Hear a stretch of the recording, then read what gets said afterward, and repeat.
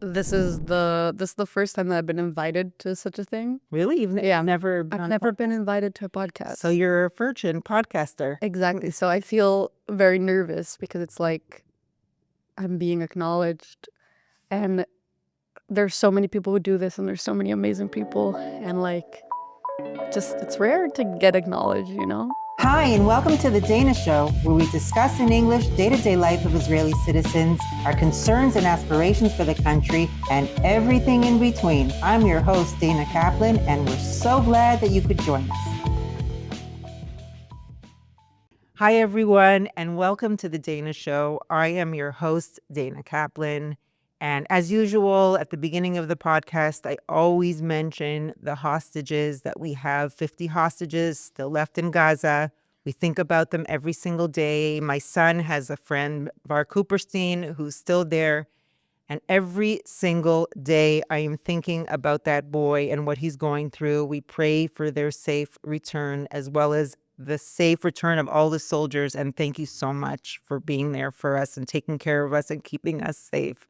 And on that note, I want to introduce my guest for today, who is not only a good friend of my daughter, Zahava, Shlomit Erdynast, right? Erdynast. It's a hard last We also, we went through that, Zahava and I, a bunch of times. She's like, don't embarrass me, Ma. Don't say her name wrong. Anyway, I wrote out a brief intro. Oh, so shoot. I'm going to read it because I can't remember everything about everybody.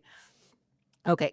Today on the Dayna Show, I have the privilege of speaking with a woman who represents something so rare, clarity and courage at such a young age. Shlomit Erdynast is a digital media specialist working with the Jewish Federations of Canada, UIA. Yeah. She's spent the last few years using her voice, her talent, and her conviction to stand up for Israel in ways that are bold, honest, and necessary. She's worked with organizations like My Israel and Regavim. Yeah. Served as a shlicha at my own alma mater in Toronto, at Opana, right? Yeah. And fun twist, she was my daughter's roommate in Yerushalayim. I was. But more than her That's my claim to fame, actually. that you were Zava's roommate? Yeah. But more than her resume, what stands out is her authenticity. She shows up in spaces where truth is often uncomfortable, and she speaks from the heart, fights for the Jewish people, and reminds us that strength doesn't come from shouting. It comes from standing firm in who you are. Shlomit, I'm so happy you're here, Matuka. Thank you for coming. That introduction is crazy. But I mean every word. Thank you. I mean, if you ask me, why me? Why me? It's because you speak the truth. And I think that it's really important, especially in this day and age, to be your authentic self. Yeah. So I want to ask you, first of all, you have a really great handle on social media, Thank you. A Girl for Israel. Mhm. Can you tell me how that started? Wow. I actually have a really great answer to this. Okay. So I was with my friend, and it was Pesach, and we were in the south of Italy. We went to work on a program, and it was heaven on earth, truly heaven on earth. And I will never forget this. We were on the train from, I want to say, Rome or another central location in Italy, and we were going down to the south, and it was absolutely beautiful, and we're both on our phones doing our own thing. And then I heard that the D family, that the mother and the daughters were killed, and I started sobbing on the train. And for a very long time, I've had an idea that I wanted to maybe open my own page and talk about Israel and Zionism. And my friends always told me that I'd be good at it, but I was always scared or wasn't sure. And I remember that moment. It was so isolating and scary and just like surreal to be on this train, and everything around me is beautiful and peaceful, and everyone's doing their thing and relaxing, and I'm about to go on this amazing 10-day vacation, and I was like, I can't breathe. Like, I can't just sit here and do nothing. And I was like, okay, I have to start today. Like, this is it. And I didn't even think about it. I was just like, okay, what should be my name? Okay, I'm a girl for Israel. And I immediately opened a Twitter and an Instagram and a TikTok. And And open the account. yeah. And did it hit, like, did you get a lot of views right away? No. No, it's something that built up? No, it's something that built up. I think my first video got like 200 views. But I didn't even care. It was just about the fact that I finally did it. And I haven't thought about that in a really long time. Thanks for asking. It's really surreal to look at that now, especially since 2 weeks ago I saw that Rabbi D got engaged. I saw that post and I beamed. Like, I've never been so happy. I was like, this is the power of the Jewish people. It's like, what a legendary man. What a inspirational, like, rabbi. Oh my God. Do you think that people who advocate for Israel are helping themselves as well as helping Yes. the society at large? I think I feel everything really, really deeply, and sometimes making a video is really what gets me through it. When I was working for Israel Sheri My Israel, it's an advocacy and activism group, and when the war started, the first 2 months, I'd say all my friends were completely wrecked. They were like, I can't concentrate at work. I can't do anything. Like, how am I supposed to focus on like these like things that are really not important? And I was like, every day I was like posting about soldiers and posting about Khatufim and telling inspirational stories about people doing stuff. And I was like, this is helping me survive. I'm getting to be creative and at the same and getting to use my ideology, and I get paid for this. It's amazing. So I think it really does help. Yeah. Yesterday, I think about these hostages every day. I don't know if it's healthy or not to like internalize it, but I feel like, especially as a mom, I think about the parents who have kids that are still hostages. Yeah. And I wonder to myself, like, is posting about the hostages going to help the hostages? How is that helping the hostages? And I came to the conclusion that it's more for us than for them. You know, like, we need to obviously have the awareness and not forget about them. But what are we really doing practically that's getting them out of Gaza? Yeah. Yeah. You know, it's like this, we're like marinating in this shitstorm of these hostages, and it's like feeling so helpless. How do we get them out? How do we get them back? I like Every single day for them is hell. Yeah. You know, and we have to like continue on with our lives. Like, I don't know how healthy it is that I ruminate on it, but it's just something that I'm going through all the time until they come home. Like, I don't feel like I can truly move forward. Wow. I think you're a special type of person, you know? I don't know. I don't know if I'm a special type of person or not. I just feel like it's just like we're all one. Yeah. We're all one. Like, every Jewish person, whether you're living in Israel or not, it's not just happening to one person. It's happening to all of us at the same time. Anyway, on that note, No, I think it was there's just something I'm going through, and I have to express it. No, I'm glad you did. And yeah.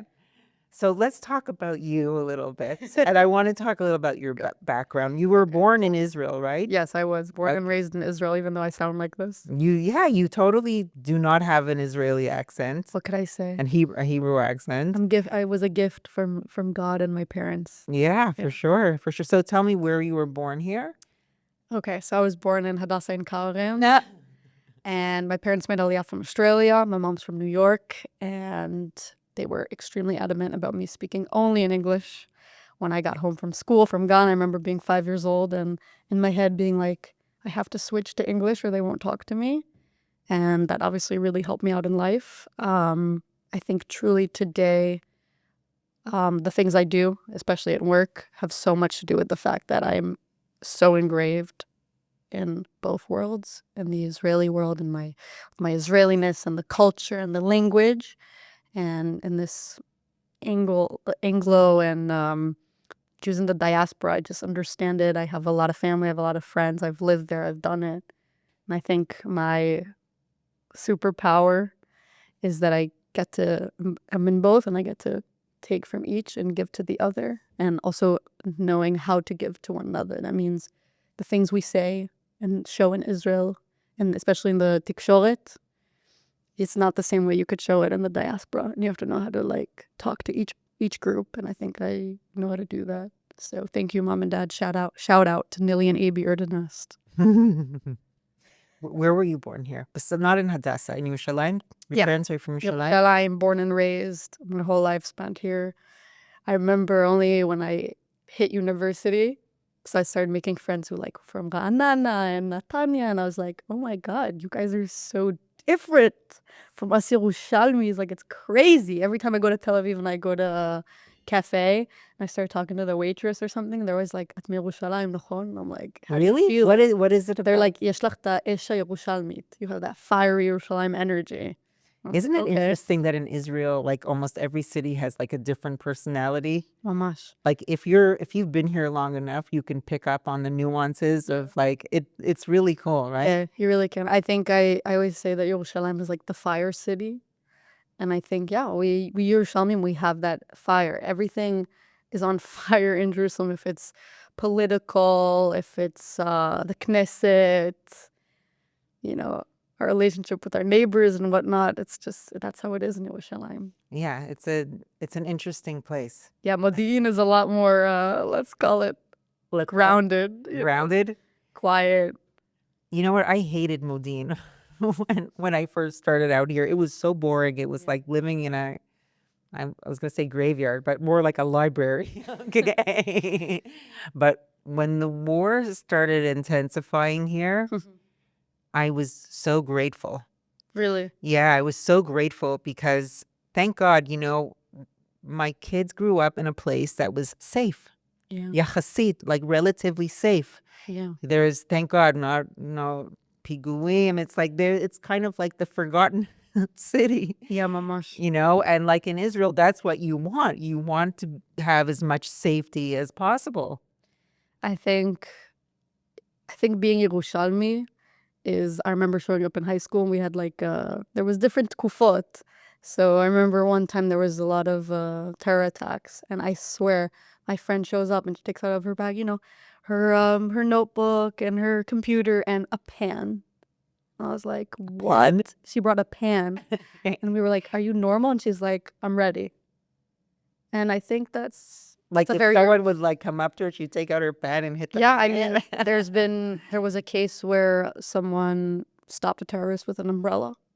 So a pan would definitely do the job. But I think that was such a Yerushalmi, an Israeli moment, that we were all just like, okay, cool. Like, she brought a pan. Like, no one was like, she's crazy. It was like, all right, maybe I should bring a pan. But yeah, that's definitely the Yerushalmi experience. But also on that note, what you said, yesterday I was actually in Bat Yam. I went with my work to see the destruction there. And it's funny because, yeah, I think Yerushalayim, a lot of people look, especially Merkaz people, they look at Yerushalayim and they're like, why Sukan Sham? There's a lot of terror attacks and stuff like that. And here I am in Bat Yam, and I'm just like, we live a completely different life here in Yerushalayim. Like, we didn't get one hit with this Iran war, and Bat Yam is destroyed. Like, this complex was absolutely shattered. Over 1,600 apartments were wrecked. Like, people can't live there anymore. And I came home and I was just like, Did you go to Chulon also and see what happened in Chulon? I did not. I did go to Beersheva. I was in Soroka Hospital, and I also was in the street, the building that was hit and killed 5 people. Same idea. Coming back to Yerushalayim is weird. Sometimes this feels like a different country. And I really think it's important for every Israeli to really see with their own eyes what happened and understand that we can't just go back to normal. Go back to normal. What do you think the answer is, Shlomit? To what? To having security and peace in this country. Wow. You think we ever will? Wow. I think the 2-state solution is bullshit. It's never going to happen. They don't want peace with us. They want it all. I always say, like, don't have the answer, look back. Look at history. History constantly repeats itself. We've done it a million times. like tried to do two-state solution, tried to give specific shetach, and it just doesn't work, and that's not what they want. So I don't support killing 2 million people in Gaza, but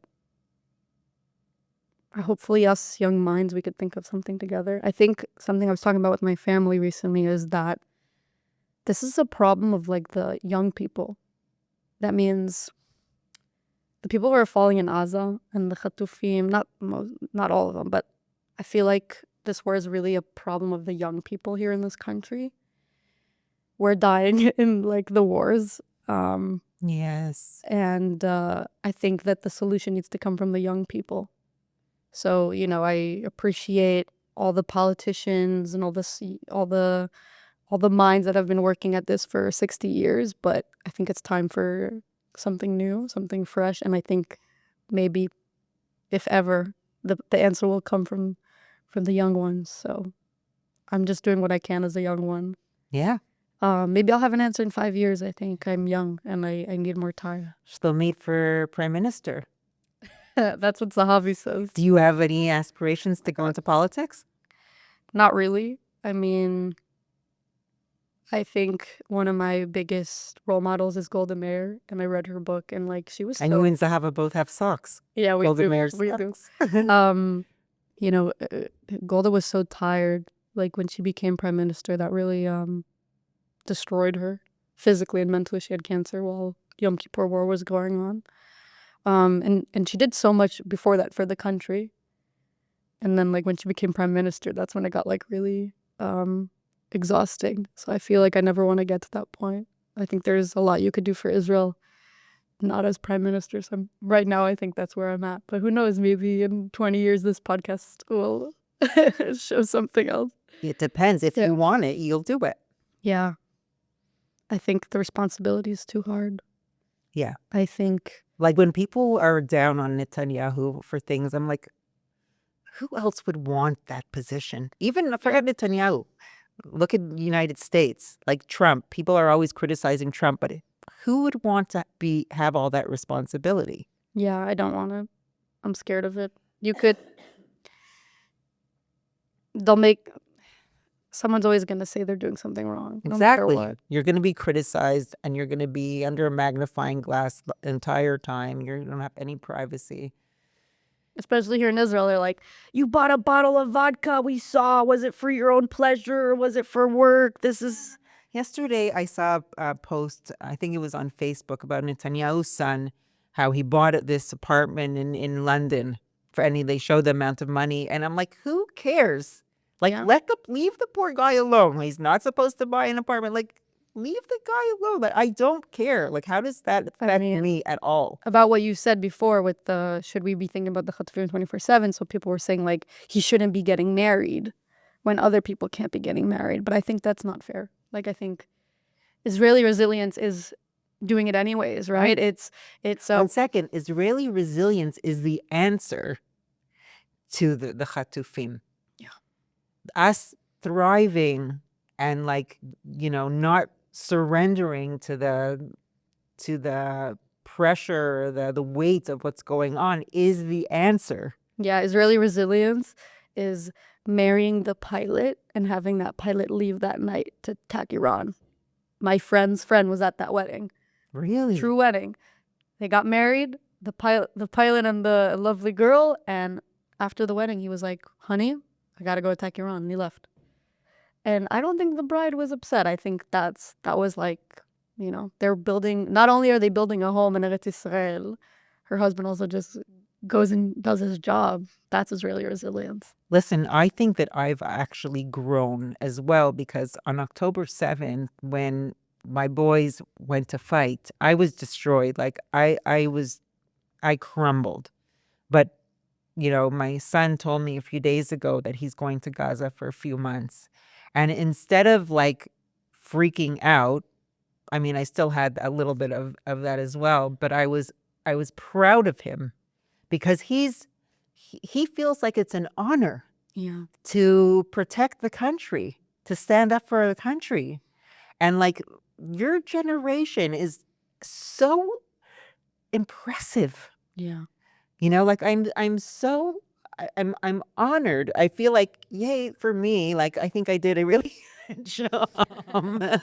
But also like these kids are like surprisingly inspirational. I met a father that his son almost was killed in Gaza. He had a bullet go like through his brain or something crazy, and he like survived. And I asked him, I was like, how are you doing? How do you feel? And he was like, before my son got injured, I was so worried about our future, of it, like the Israeli future, what's going to happen. And after my son got injured and I saw all his friends come every day to the hospital and pick him up and say, Yalla, like you're gonna get better and we're gonna go back into Gaza and we're gonna save the day and we're gonna do what we have to do. And he was like, that saved me. Like, he believed us again that Israel will be okay. He believes in the youth. And thank God his son's okay now. But that story was really inspiring to me. Like, sometimes sadly you need a tragedy to remember our strength, our resilience. Yeah, unfortunately, I think are you religious? Are you like do you have emunah? Do you Yeah. believe in God? I think I am religious, but I also think I've struggled with religion throughout this war. It's like my dad says, like he goes, where was God in the Shoah? So you could say the same thing here.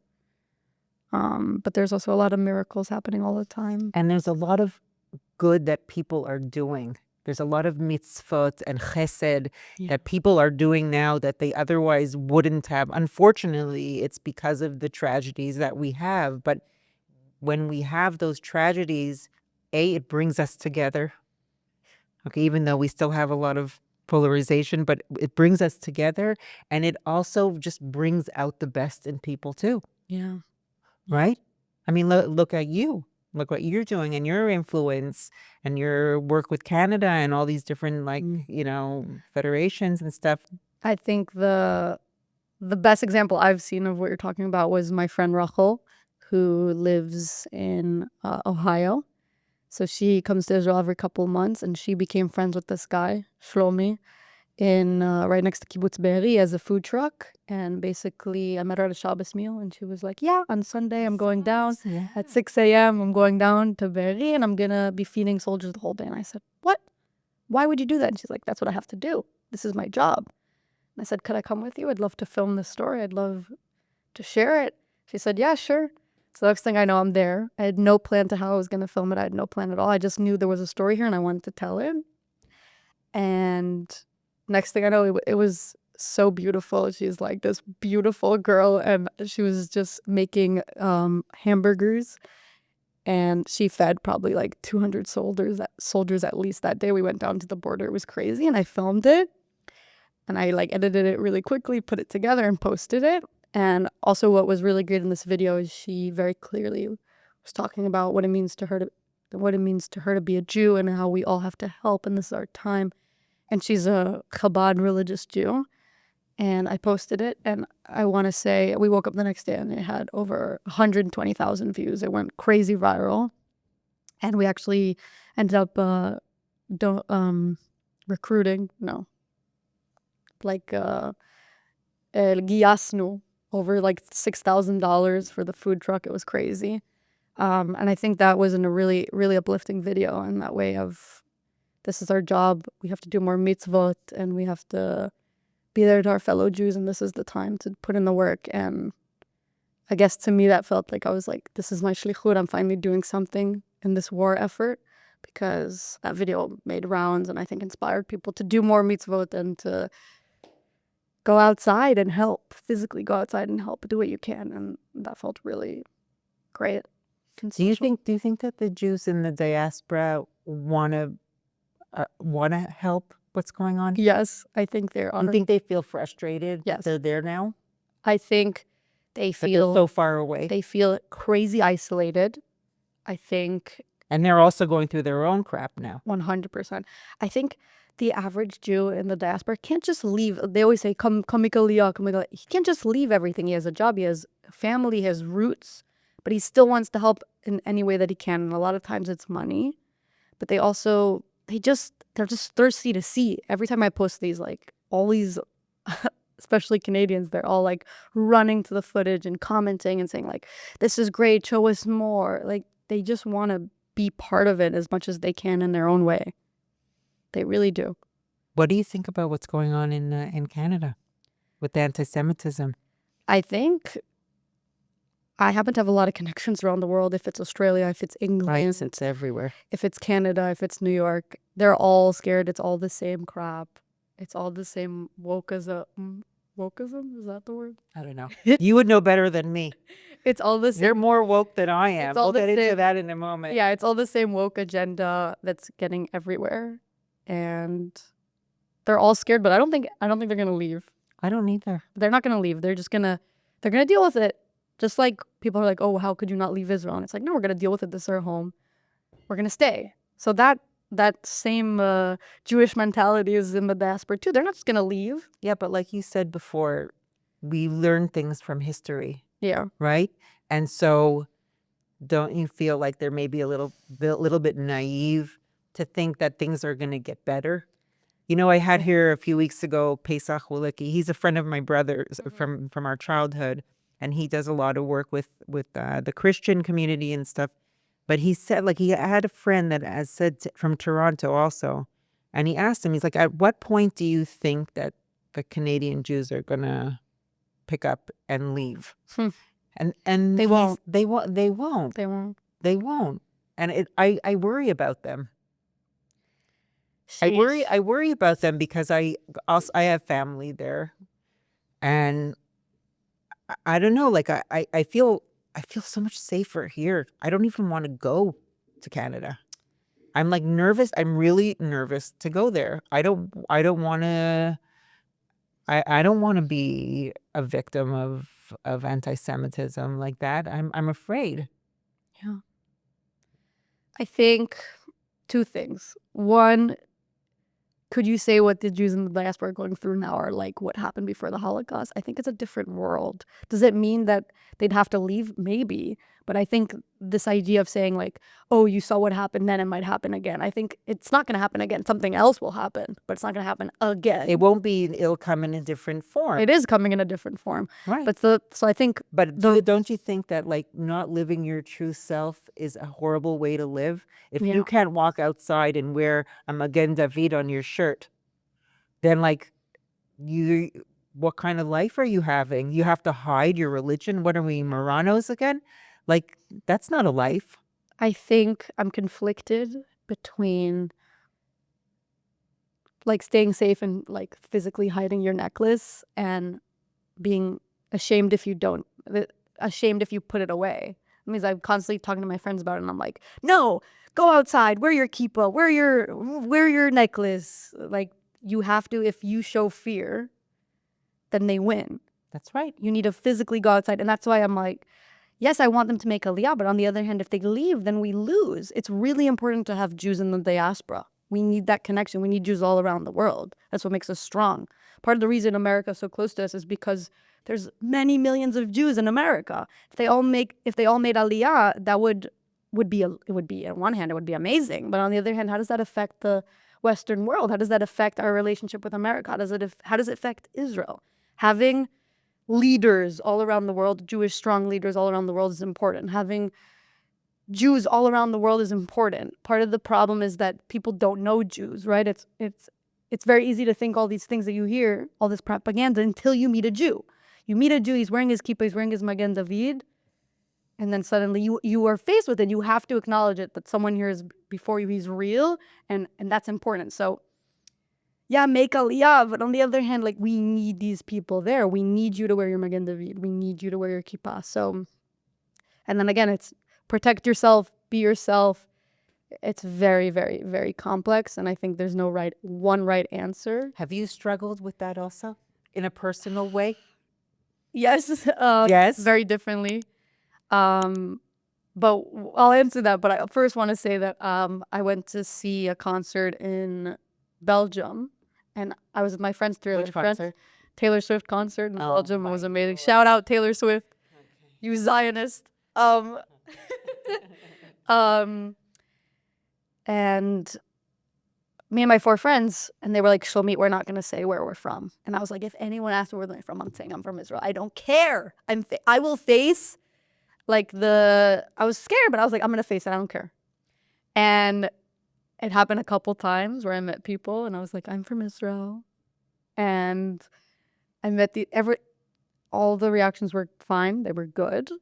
And the best one was I met these 2 girls and they were like, we are from somewhere in the Middle East. And I was like, I'm from Israel. And they were like, you are? Us too. And then I got so mad at them. I was like, why wouldn't you say you're from Israel? And they were very scared.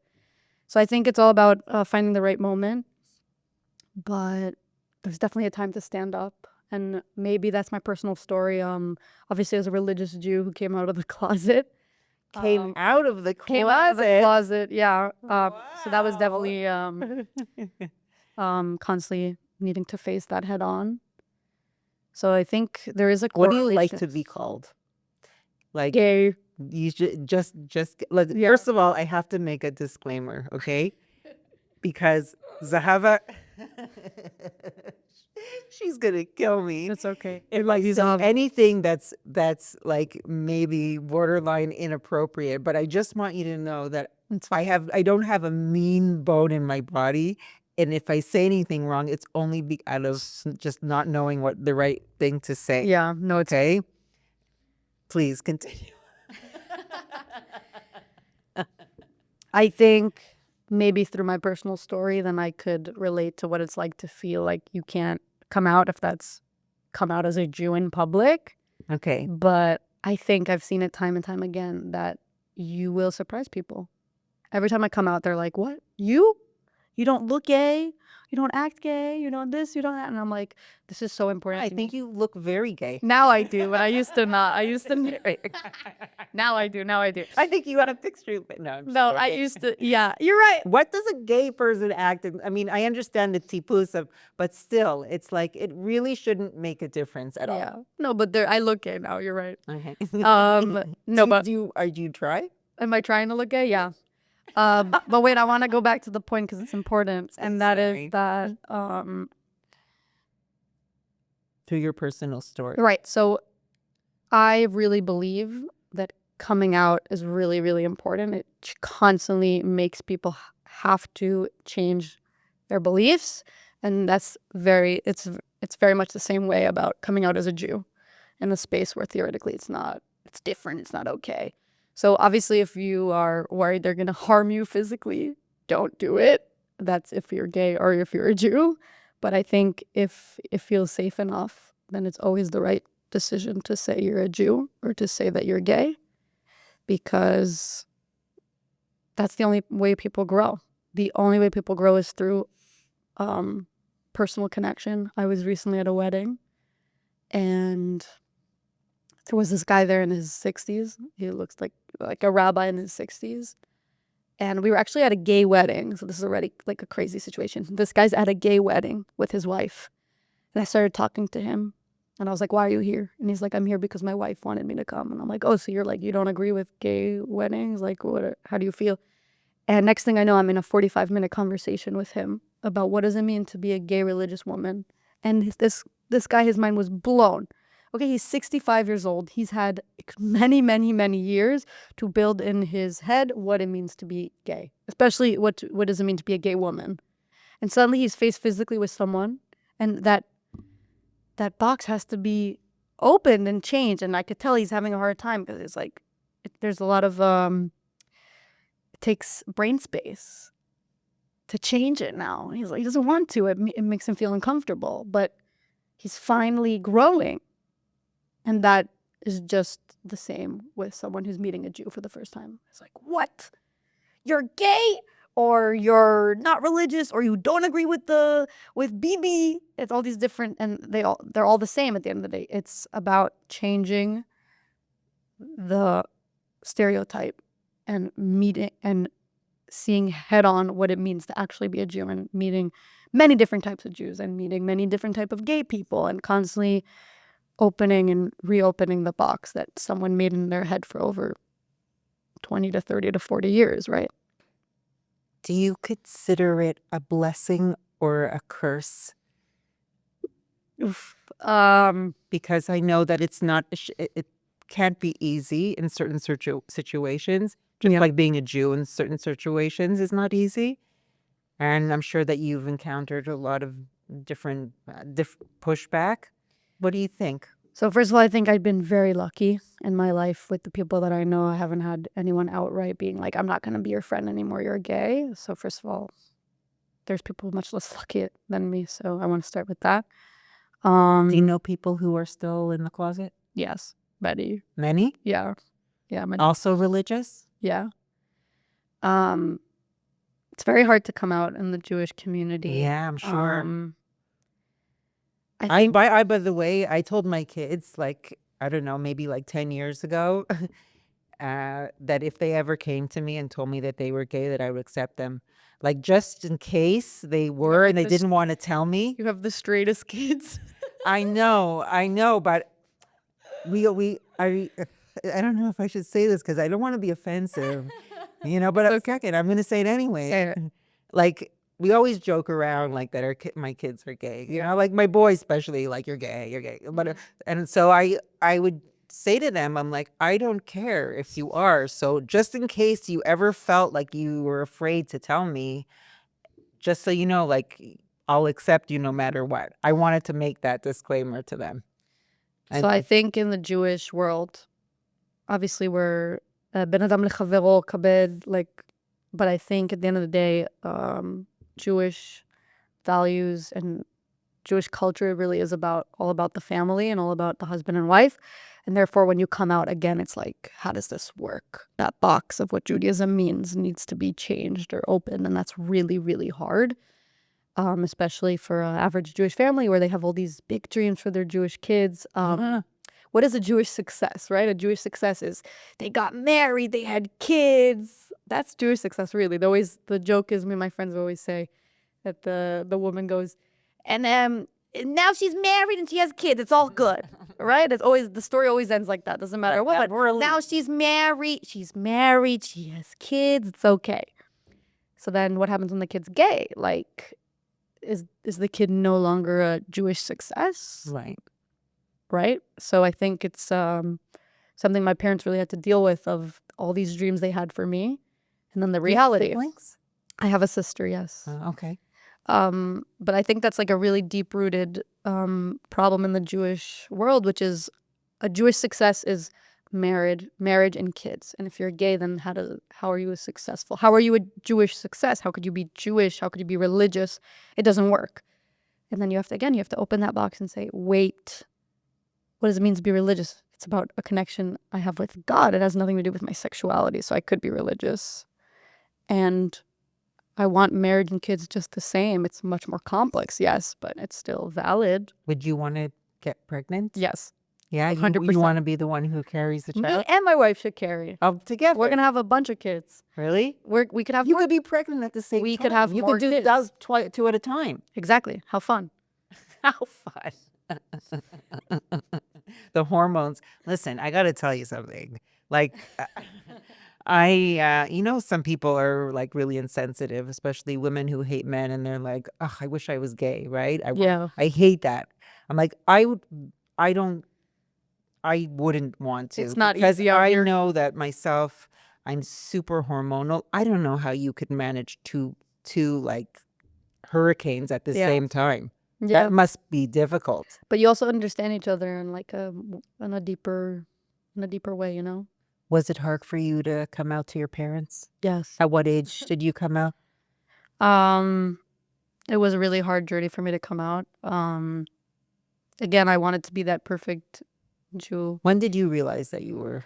I realized I was gay when I was, I want to say like 15 or 16. At the time, I was sure that I like both men and women. Not that I had any experiences with men, because I was a religious girl in a religious school with long skirts and everything. Oh, wow. Um, You're like Haredi?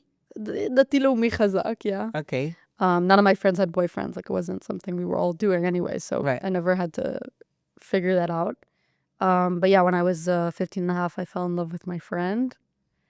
And it was very clear to me that I was in love. And it wasn't just a friend, that it was way more than that. Like, my heart would flutter and I had butterflies and I was so anxious and I would miss her like crazy. It was very clear to me. And then I spent a very, very long time hating myself, hating what I'm feeling, being very scared that if anyone finds out about this, I'll lose all my friends. I will get kicked out of school. I'm a failure. I'm a failure. My parents want me to get married and have kids, and I want to be religious, and I want to marry a Hesder boy and have 5 kids and live in a lunch vood. And if I can't do that, then I'm a failure and I'm wrong. And I even thought for a moment I was dangerous. I caught this disease and I'm going to give it to someone else. But through many, many years of therapy and acceptance of myself, I realized that I think I thought for many years that if I choose this route, then I have to lose everything, my ideology, my religion. And I think slowly I understood that I could keep all the parts of myself and also be gay. I could love Israel just as much. I could be just as idealistic. I could be just as Jewish. And I could still even live in a lunch voot and have 5 boys. But that took a very long time. How did your parents take it? Um, Do you remember the day that you came out to them? yes. So I told them in high school that I was bisexual, and I don't think they believed me. I don't think I believed myself. But many years later, when I finally was like, I'm done. I'm not dating men. I came up to them and I said, I'm done. I'm not dating men anymore. I'm done. I want to only be with women. And then I think like I could tell it like they realized that it was real. I don't think they were mad. I don't think they weren't scared. They weren't the type that would be like, okay, so leave this house. We don't want you. Sadly, I know many people that's happened to them. I think for my parents, it was mostly just one, they had to accept all their hopes and dreams for me and understand that it's going to be a different reality, and that's really hard. And the second was fear. They don't know how to help me with this life. They don't know anything about this life. Parents are supposed to guide you. How are they supposed to guide me? They don't know anything about this. And they were also so fearful of this idea of my life is going to be so much harder than the average person. As parents, we want our kids to have the easiest life we could possibly give them. That's right. How are they going to help me? What could they do now? So I think that was like their biggest emotion. It was fear. And also fear for themselves. How are their friends going to accept them? It could be embarrassing. Like, you're the one with the gay kid. Oh, I'm so sorry. I'm so sorry. Yeah, they get a stigma all of a sudden. Maybe you raised them wrong. Maybe you weren't manly enough. Maybe you weren't feminine enough. And it's like, it's all bull crap. Do you know what the halacha is about lesbians? I know homosexual for men is like a little bit of an issue, but for women, is there anything that's written about that? So there's in that halacha for the men of Mishkav Zachar, there's like a drash that does say like that it's also not allowed for women, but it's not like a chiyuv. / at this point, I'm just like, I don't really know what the halacha is. No, I'm just I was just curious because I know for men like it definitely mentions something, but for women, it doesn't. It's not so clear cut. No. So some could say we're luckier.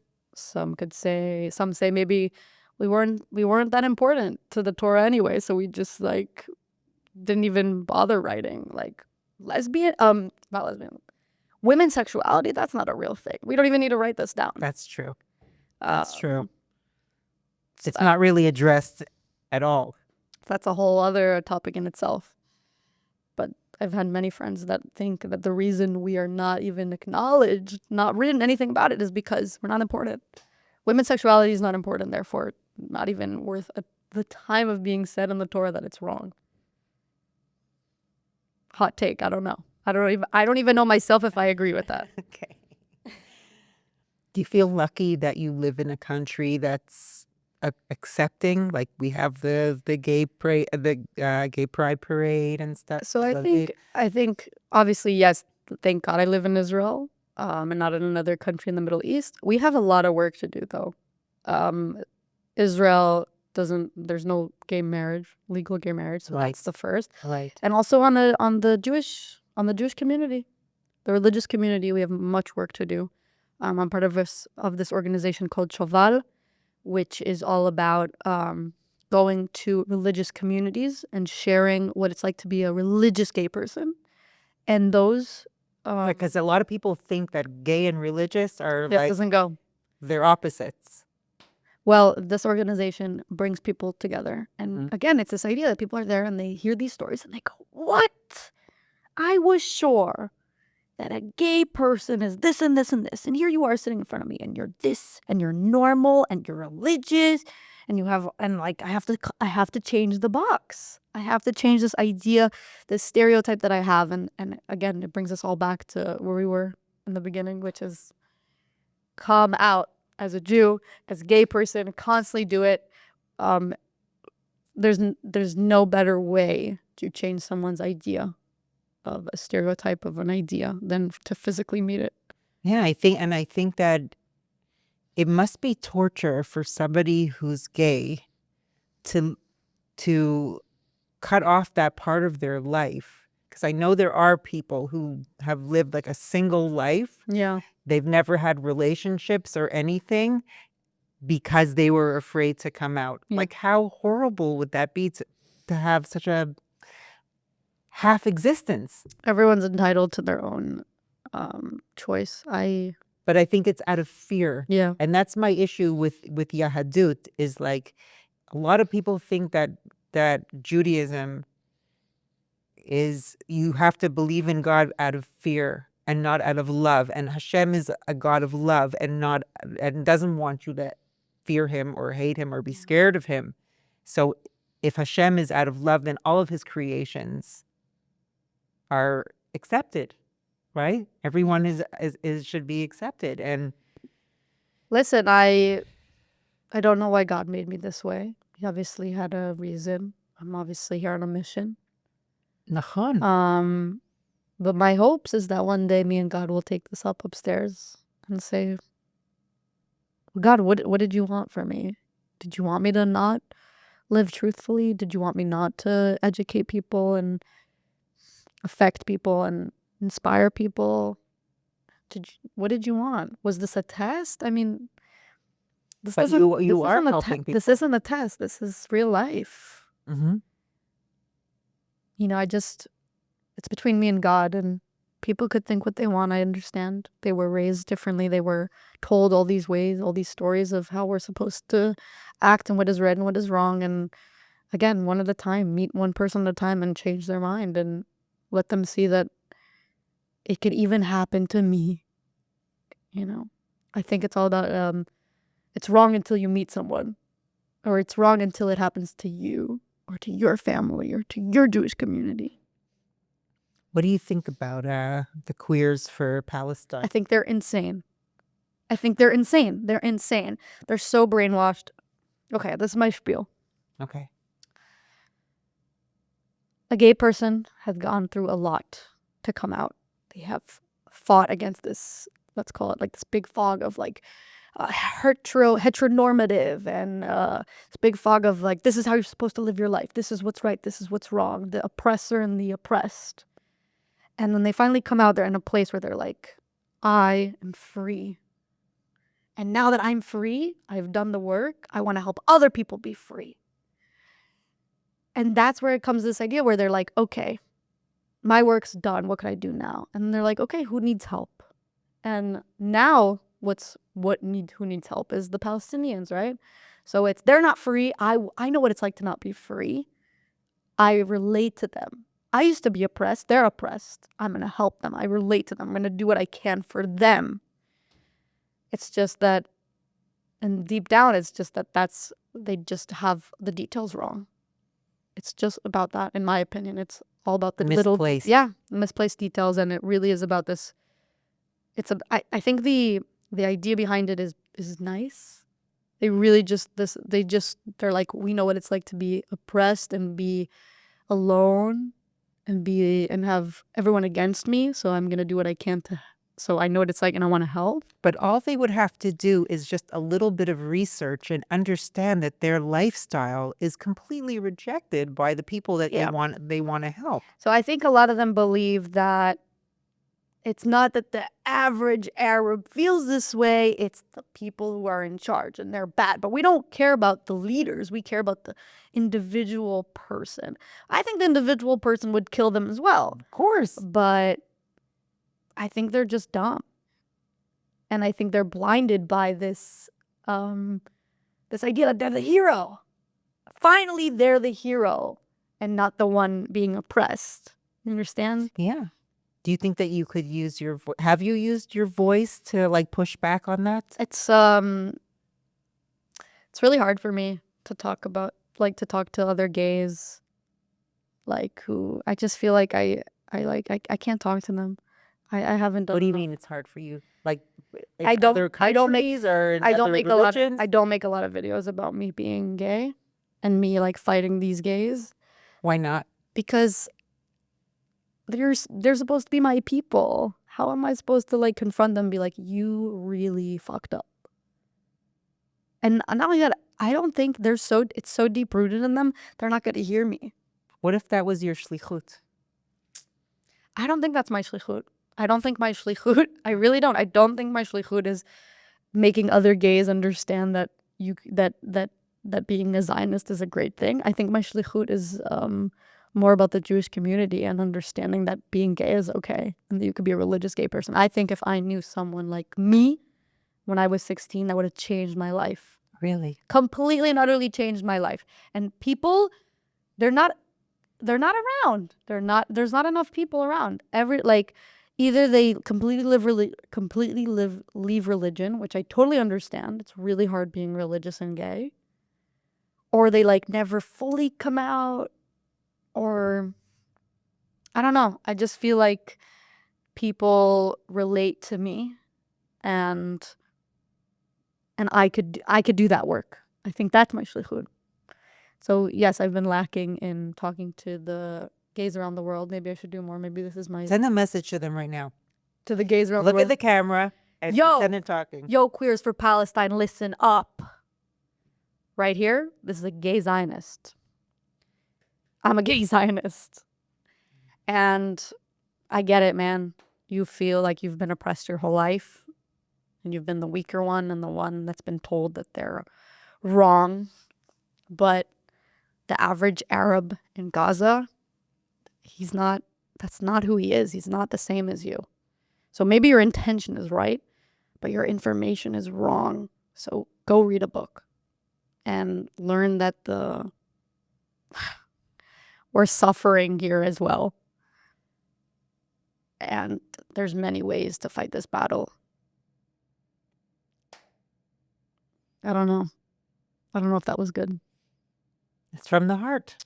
Say from the heart. I feel for them. Like, I really think that maybe I'm naive. Maybe I'm blinded by my own gayness. Really, I acknowledge that. Maybe I'm blinded.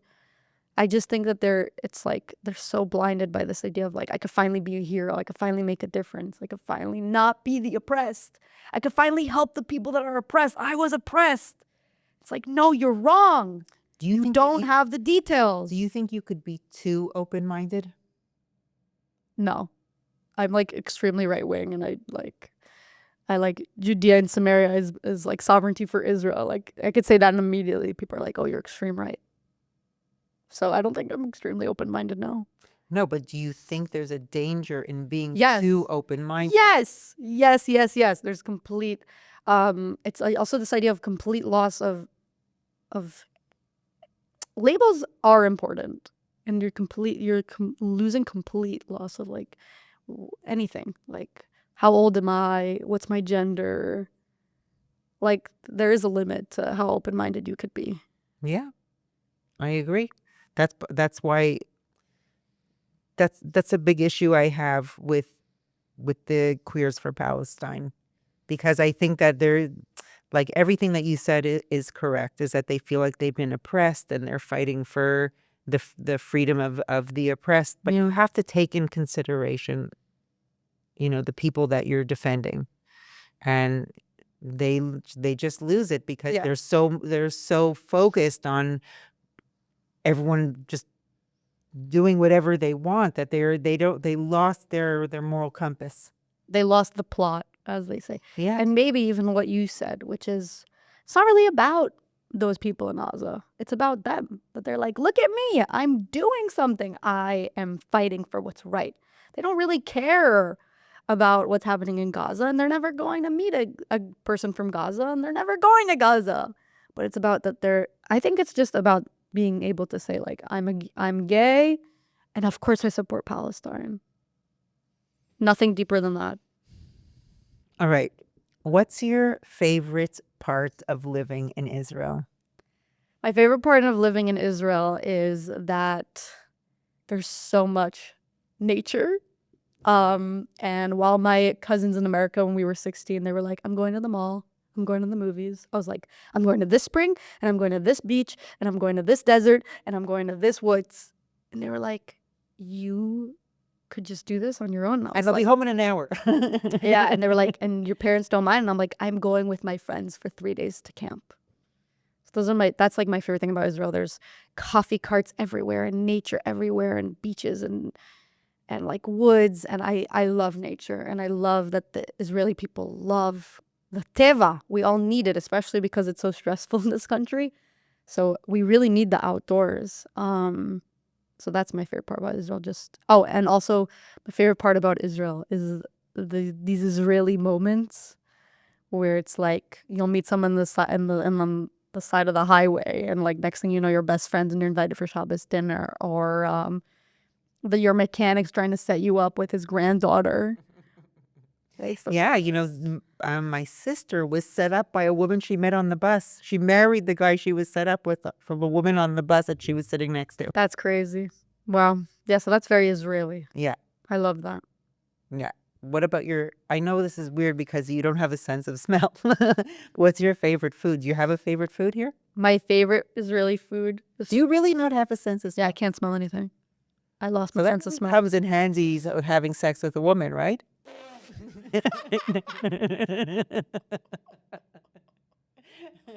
I wouldn't know.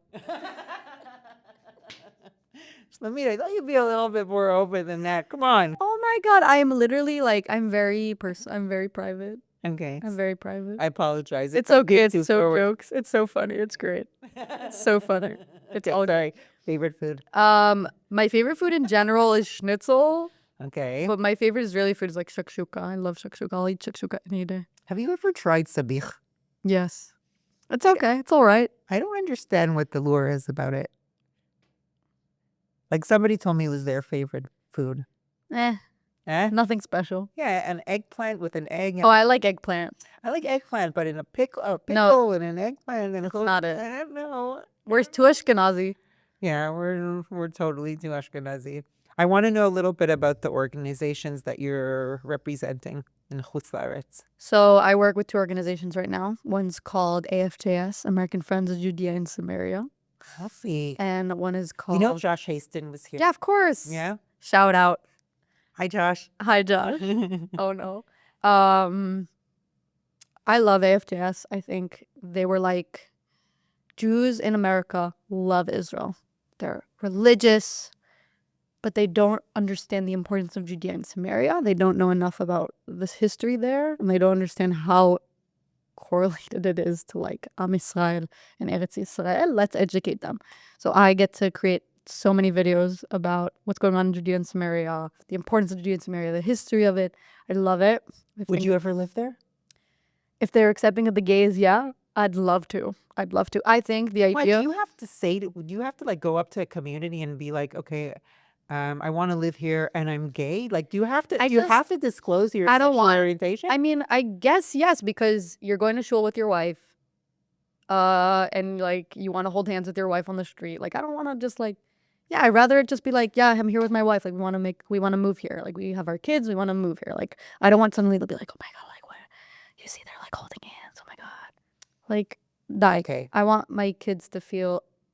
At the end of the day, I'd love to live in Yehuda v'Shomron, in the Gush Etzion. But at the end of the day, I'm going where my kids would feel the safest. If that means Tel Aviv, then I'll go to Tel Aviv and I'll I'll be a little bit more quiet about my politics, and I'll send my kids where they'll be safe. That's the most important, that my kids never have a situation where they're like, oh, someone made fun of me that I have two moms. Like, adlepo.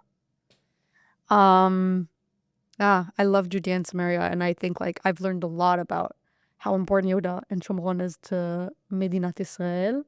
And like it's crazy. Like Kfar Saba, Rosh Ha'ain, it's so close to Yehuda v'Shomron. Like we need Yehuda v'Shomron. We need many Israelis there. We need many Jews there. We Yeah, need but people don't want to go there. They think it's too dangerous.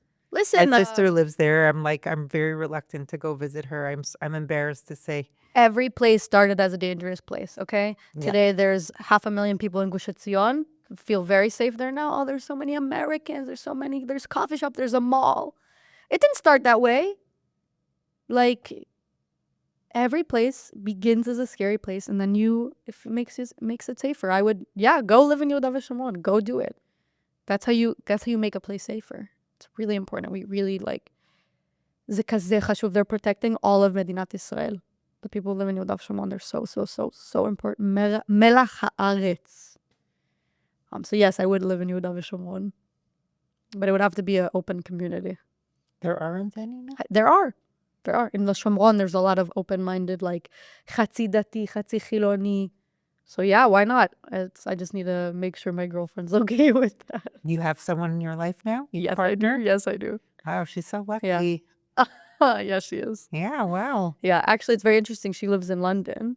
We do long distance, and our first date, we bonded over that. She was like, I'm dealing with a lot of anti-Semitism on campus. And I was like, I'm dealing with this war. And like, we both cried on our first date, and we're like, we love Israel. We love Judaism. And I was like, okay, this works.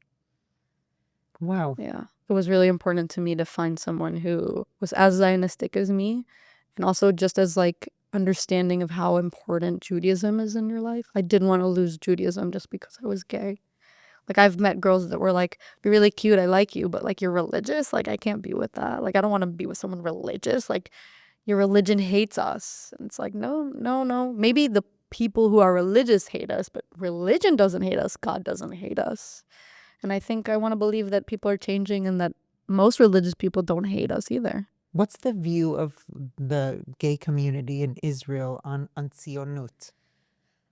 I think most Israelis or gay people who live in Israel are extremely Zionistic. I have 4 friends who made Aliyah from New York this year. They were like, wow. New York. They were like, I can't do it. I want to be a out and proud Zionist. Not only out and proud as a gay person, out and proud as a Zionist. I want to be in a room full of gay people and say, I love Israel. I want to live in Israel.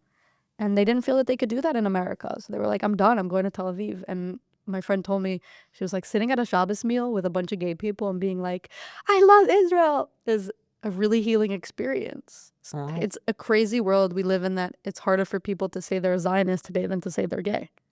That's terrifying. Have you met any Muslims or ex-Muslims?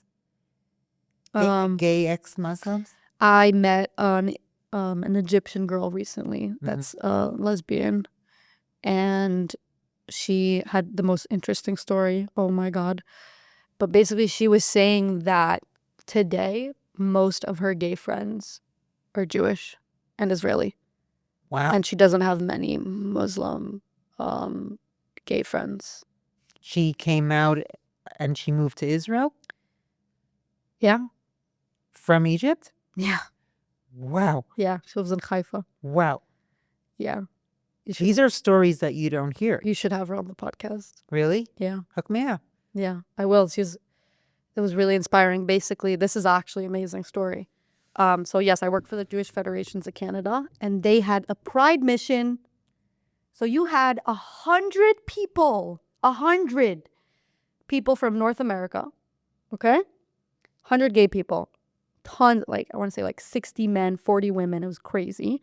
And one of our events was in Yerushalayim in Betzalel. We're sitting there, 100 people, and it's split to 8 tables, and each table has a person who is being the presenter of an organization that works for gay people. So, for example, Hapoel Yerushalayim has an all-girls team. A lot of them are gay. So, like, they represented, you had a Baita Patuach, Chavruta, what's it called? Bat Kol, Bat Kol is a organization for religious lesbians. Anyway, and this girl was there, this Egyptian girl. And she's like, hi, everyone. I have a company that is all about sex education in Arabic. She says, we get shut down constantly. Or like people try to shut down our Instagram page or TikTok or Twitter. It's like so frowned upon in the like Arab Muslim tarbut. And she's like, I get death threats every day. She's like, people want to kill me because they're like trying to educate women about their sex lives. So yeah, so she moved to Israel, and she said that like That's crazy. that like she moved to Israel, and she said that like her friends, like post October 7th, her Arab friends were like, you shouldn't talk to your Israeli friends anymore. And she was like, they're the only ones who support me as a lesbian. I'm not going to stop talking to them. And she also said that on October 7th, she was living in a kibbutz in the south, and that her mom called her from Egypt, and she told her, don't tell anyone you're Egyptian, because if you do, you'll get 10 times worse treatment. Not only... What, from the Jews? No. Or from the Hamasnikim. Oh, really? Because not only are you a Zionist, you're one of us. One of us who's a Zionist, you get the worst treatment. Just don't tell anyone that you're Arab. Don't tell anyone you're Zionist. Don't tell anyone you're gay. You know what? Let's talk about that. Emily Damari is a lesbian. Everyone knows that. Or at least everyone in the community does. She obviously would never ever say anything while she was a hostage. And when she came out, I came up to my mom. I said, Mom, you know Emily Damari is a lesbian, right? And she was like, what? She is? I said, Mom, did you see the backwards hat? Yeah, of course she is. But this idea that she was like, she couldn't, it would have been a fear for her life to come out. And yet the Queers for Palestine are like, yeah. It's like, here's a hostage, a lesbian, who if she would have said she was a lesbian, she probably wouldn't have made it. Terrifying. Wow, there's so many emotions surrounding this issue. Yeah. You know? Yeah, it's crazy. It's so hostile, and it's like, we just want to love. I really don't. Like, I just want to love my girlfriend. Everyone should just be able to live the way they want to live. Who cares? You know, I have a new job. I don't want to give too much details because it might be, I don't know if whatever I'm saying now might be construed in the wrong way. But like when I met this girl, like one of the girls that worked there, we had a staff meeting, and she's like, hi, my name is so-and-so, and I'm a lesbian.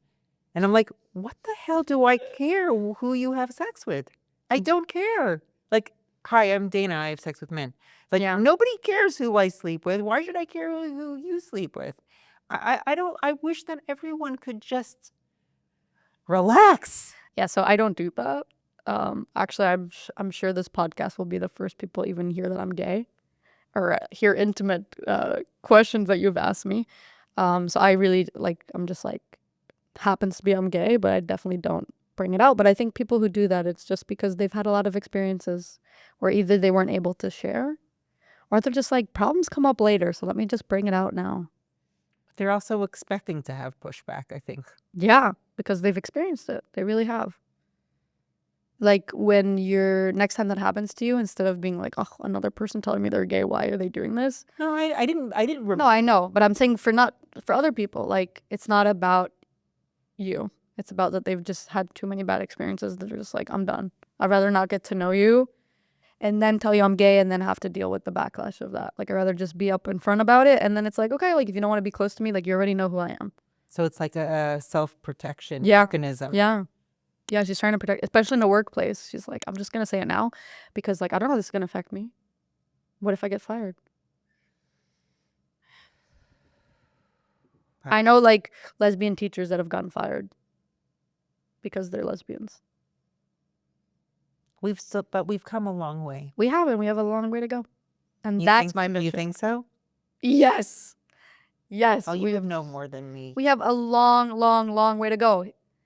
The best example for that is, again, I'm at a lesbian wedding and I'm explaining to a man there why lesbians exist and are real. We have a lot of work to do. What are gay men and women? What is their relationship?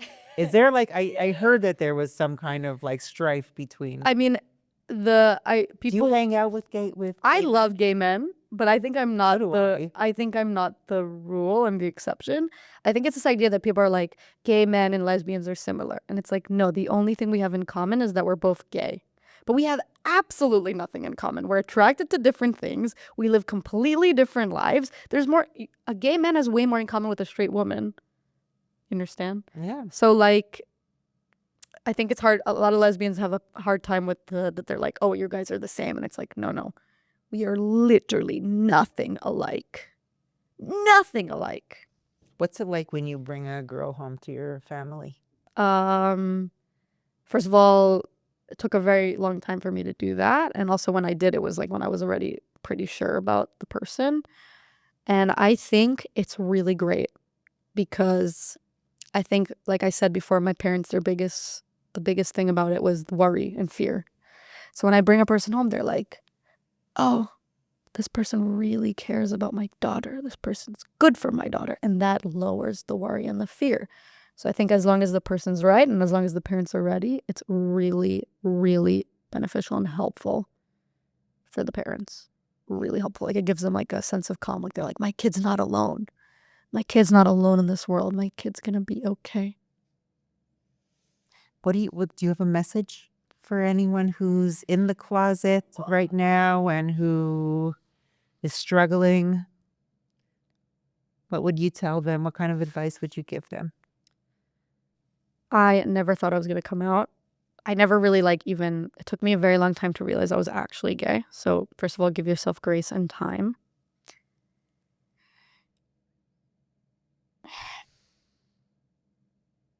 And take a moment with yourself and take a notebook and write down an example of the best possible future you could have. And if in that note there is a mention of a wife, then go for it. Just go for it, because it's the truest form of what you want in your life, with absolutely no one in the way telling you who you should be or what you should do. And you should listen to it. And that should be like your goals for your life. So that's like a little bit what happened to me. I was like, it was this question. It was like, write the truest, best version you could imagine your life to be. And I was like, I have a wife and kids. And then I was like, I'm done.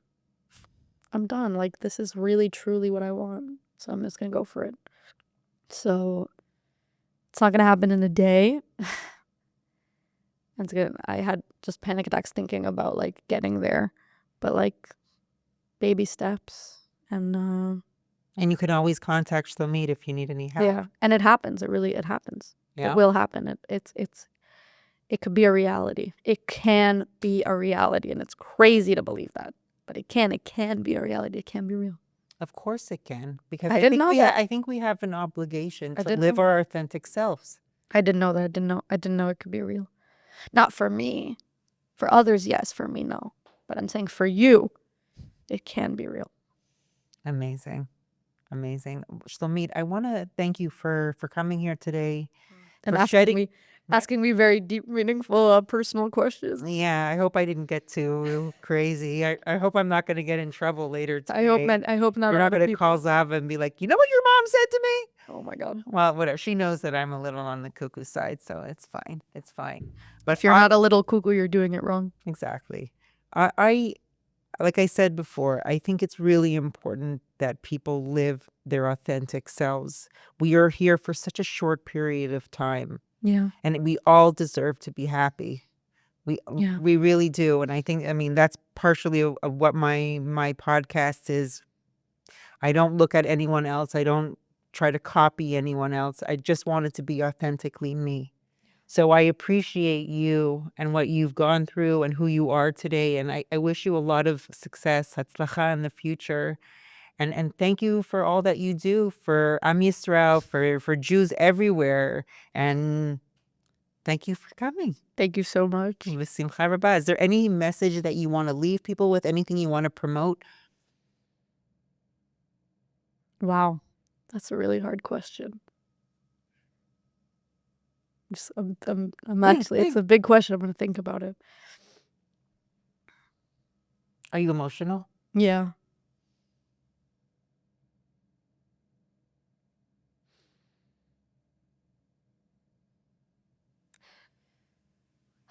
Share your story. Share your story. And there's no such thing as a boring story. Everyone has something to say. Everyone has something special to say. And if that's about who you are as a person, if that's about your life here in Israel or your life as a Jew in the diaspora, share it. It might just get to someone who needed it. Amen. Amen. Such a good girl. Thank you for coming. Thank you, everyone, for listening and watching. Am Yisrael Chai. Am Yisrael Chai. Thank you for tuning in to this week's episode of The Dayna Show. If you like what you heard, you can subscribe to the podcast, like and share with your friends on social media, and rate us 5 stars. Don't forget to tune in next week, and we'll see you then.